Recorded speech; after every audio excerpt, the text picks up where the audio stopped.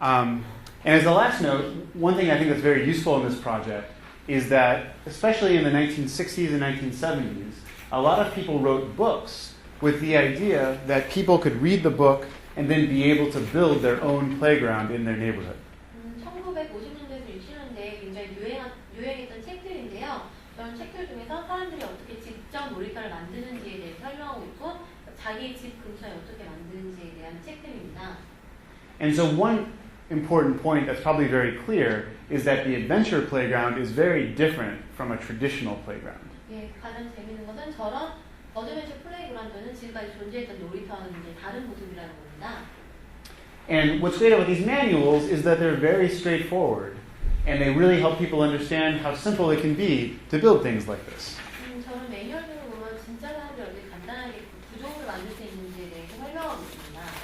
And we can talk more about this tomorrow, but I'll just show you some pictures. 네, 내일 좀 더 자세히 얘기를 해보겠는데요. I mean, you can see very simple construction techniques, 굉장히 간단한 그런 기술이죠. but also a lot of chance for variety. 네, 하지만 여러 가지 다양함을 가질 수 있는 그런 가능성이 있습니다. And for the actual construction, we have a possibility of having a sponsorship from a wood company from Canada who might give us a lot of free wood. 우리는 이제 캐나다에서 서포터 이제 저런 많은 나무를 줄 수 있는 서포터를 이제 얻었다고 얘기를 하시고요. It's not fixed yet. Yeah, not sure yet. So anyway, that's really, I know that's very, very fast, and I've told you a lot of information, but that is basically the idea of the Anyang Redevelopment Learning Center and Adventure Playground. 굉장히 짧고 간단히 얘기했는데 이런 프로젝트의 기본적인 안양 러닝 센터와 어드벤처 플레이그라운드에 대한 기본 컨셉들입니다. So are there, oh yeah, so here's like a first little sketch. So Anyang in real life, Anyang shrunk down, but as some kind of a playground. 네, 저기 이거 보시는 그 아이디어인데요. 안양의 진짜 모습, 그리고 그게 이렇게 작아지고 축소되었을 때 그게 어떤 놀이터에 이제 존재하는 모습, 그런 거를 이제 형상하는 모습입니다. So are there any questions about that? Again, like we'll have a lot more chance to discuss this in detail, but I wanted to give you the very big overview before we started our interviews. 네, 이제 자세한 거는 좀 더 이제 진행해 나가면서 얘기를 해야겠지만 전체적인 저희가 흐름을 봤는데 여기서 질문이 혹시 있으시면 질문을 해주시기 바랍니다. Like the location for the project? Well, in this case, we're looking at 3 different possible sites. In the interest of APAP, they want to spread their projects out across Anyang. And so there's one particular neighborhood that we're looking at, which is, what is it called again, Kyunghee? 그 안양이 32개동이 있죠. 32개동에 되도록이면 많이 펼쳐져 있으면 좋겠다라고 얘기를 했고, 근데 지금 굉장히 안양의 큰 이슈가 뉴타운 프로젝트다 보니까 프로젝트들이 전부 다 만안 쪽에 몰려 있어요. 그래서 데이먼 씨의 프로젝트 같은 경우는 좀 그 동안 쪽으로 갔으면 좋겠다 해서 저희가 평촌 쪽, 그 관양동 쪽, 아까 그 프레젠테이션 하신 것처럼 인덕원 쪽으로 갔으면 좋겠다라고 생각을 했고, 그래서 저희가 보고 있는 장소는 크게 2개 혹은 3개의 이제 장소를 보고 있는데, 하나는 이제 기존에 저희가 가려고 하는 관양동이라는 곳에 그 마을 만들기라는 그 주민들 어소시에이션 있고요.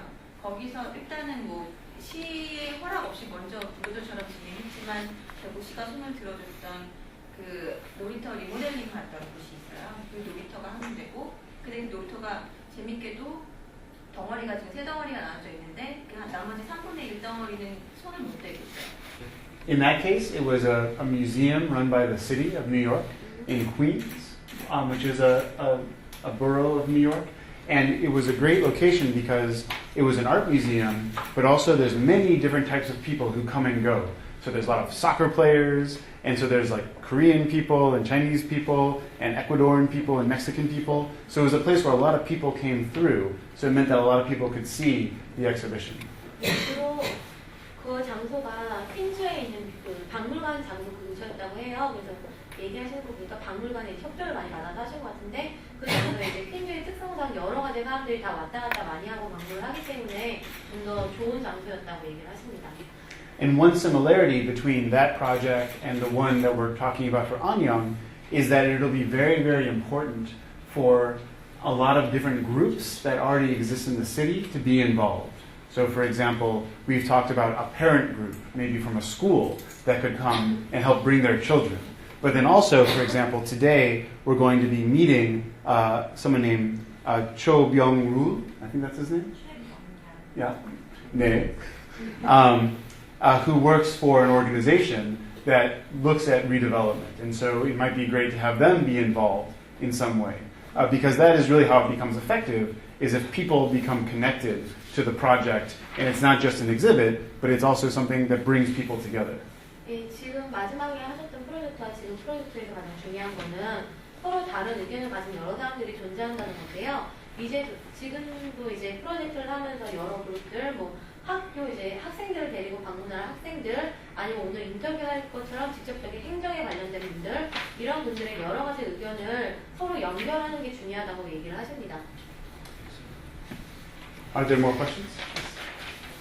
지금 만드는 사람들이 여러 사람이 있다고 말하는데 데이먼 씨는 놀이터 플레이그라운드가 정말 누구를 위한 공간이라고 생각을 하시는지. 왜냐하면 조금 전에 본 건데 주로 어린이들의 작업이 있어서 어른들은 좀 가기 좀 쑥스러운 그런 공간일 수 있는데 약간 그런 식으로 생각을 하시는 조금 그냥 파크의 개념으로 생각을 하시는지 그게 궁금해요. People who involved this project, but this project seems a little bit shame for adults to go there because this looks like just for younger people. So how do you think this project could be like park or just playground? Well, I think it's a good question. I think it's one of our design questions. One of the great things about working with young people is that you automatically have a connection to their parents. 네, 굉장히 좋은 질문이신데요. 어린 사람들과 일을 하는 좋은 점이 직접적으로 그들의 부모들과 연결이 된다는 겁니다. But then another idea, and this really is developing, is that maybe if there's a playground and 네, 다른 이제 아이디어는 저기 있는 저런 놀이터에 that on the site of this there's also a small public space. 네, 저런 사이드에 공적인 공간이 들어갈 수 있겠는데요. Where one can get, say, information about redevelopment and the different rules.